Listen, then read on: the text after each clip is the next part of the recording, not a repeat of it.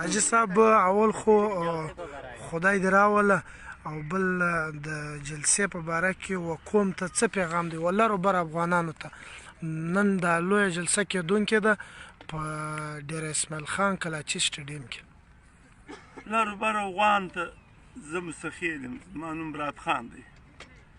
داسې وګړه له به نیم سوه میلو راغلی کیلومیټر به وي میلونه به نه وي ویني ژوبل ډیویژن د مسخیر وا خواته دی دغه طرف زه خو دا پیغام لرم چې د زنانو د څنګه د راولاړ شي د زنانو تر څنګ به مړ وي مرګ خوښ هم شته مطلب د پښتنو در په درید ده څوک نه د مرګ پوښتنه کولی شي نه د ورک پوښتنه کولی شي او نه مطلب د پښتانه حق خبره نه چې لږ څه کم څوک را ما نه لوزوي هغه په خلاص لچو ګرځي او چې کم څوک ویني سپا لاسونه وي هغه په جیل کې پراته دي د نقیب ویني قاتل څلور نیم سوه کسه مړه هغه ګرځي د ارمان شهید هغه ګرځي پر خړ کمر باندې انسانان مړ کړي ویني هغه سوکه ګرځي زه خو دا ویامه چې که پښتنو کې غیرت وي او پښتون غیرتمند قام دی دوی د لږ خپل تاریخ شا کې وګوري چې د دوی تاریخ دا بس یو خوشحال خان دی رازمندی سپی په کار دی چې دغه ملا وتړي په داسې سپینه ږیره چې زه هغه ځاله ځم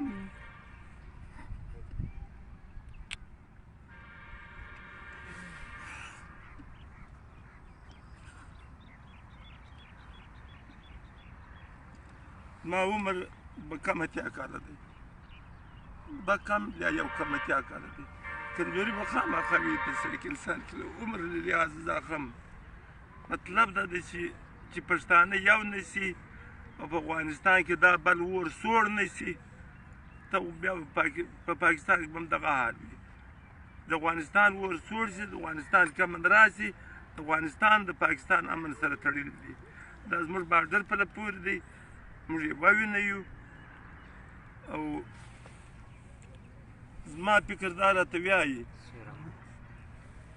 چې پښتانه سره یو موټی شي ووینه ده سره یو موټی شي مننه حاجي صاحب ستا غیرت او ستا پښتونوالي ته په 2 کالو کې راغلی باید دا ټول پښتانه کم ځوانان چې دي او هغه و دا جلسې ته چې دی لیرې یا په لیرو وطنو کې په بار کې و هغو ته د څه پیغام دی صاحب چې دوی پر سوشل میډیا باندې خپل ورک وکړي هغو ته مې دا پیغام دی که پښتنو را باندې ننګ ونه کوي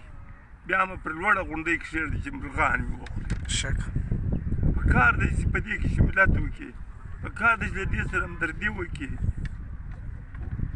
دا سپین ږیري سړي لکه زه چې یم چې دا بدرې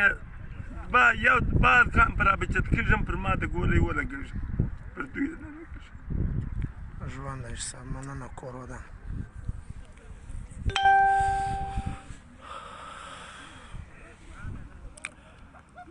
ملګرو دا حاجي صاحب برات خان دی په بونې جلسې ته هم راغلی و په دا سپینه ږیره او په دا بزرګ وخت کې د ده غیرت ته سلام دی انشاءالله موږ به دا جلسه د ده دا کمه اوښکه چې اوس ده تویه کړه دا به انشاءالله ضایع نه ځي او دا کام به خامخا ازادي ترلاسه کوي بیا به دا سبا کې ده